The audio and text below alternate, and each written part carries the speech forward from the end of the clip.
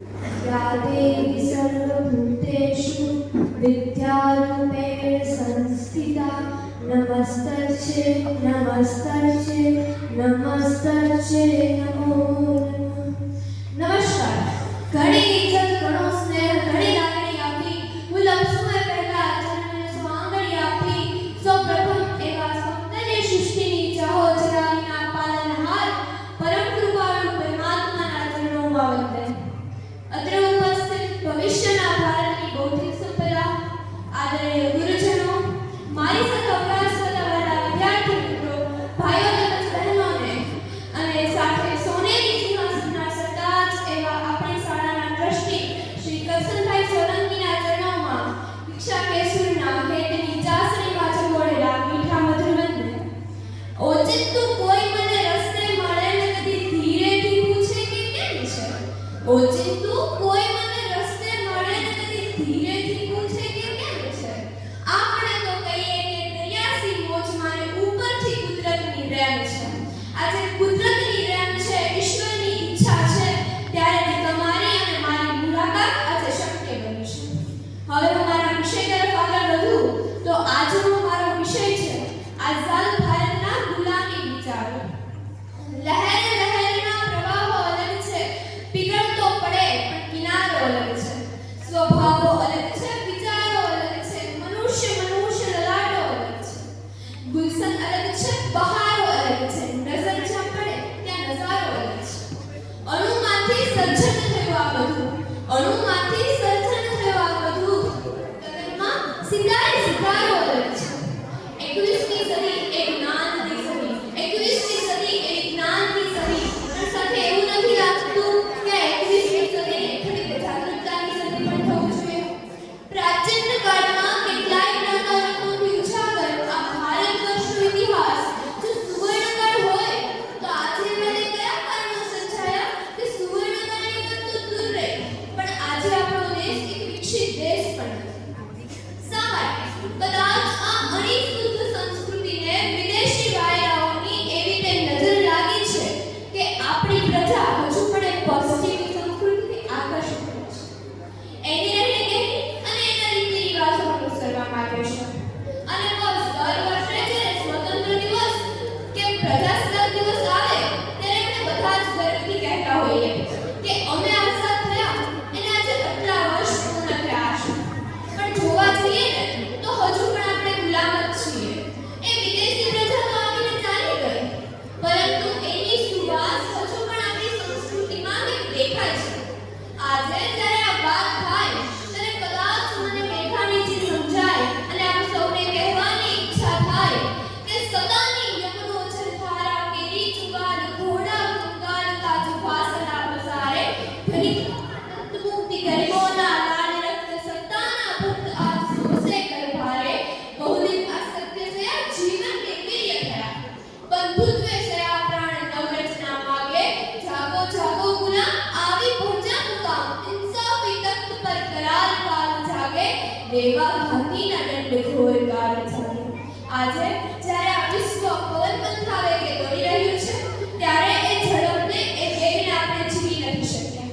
આપણે સમય સાથે યોગ્ય પરિવર્તન નથી સાધી શક્યા। નો ડાઉટ આપણા દેશ પાસે સૌથી મોટી યુવાધન છે અને તે યુવાધન પાસે નોલેજ પણ છે, પરંતુ તે જ નોલેજને ક્યાં કઈ રીતે અને કેવી જગ્યાએ ઉપયોગ કરવો એ જ આવડત નથી।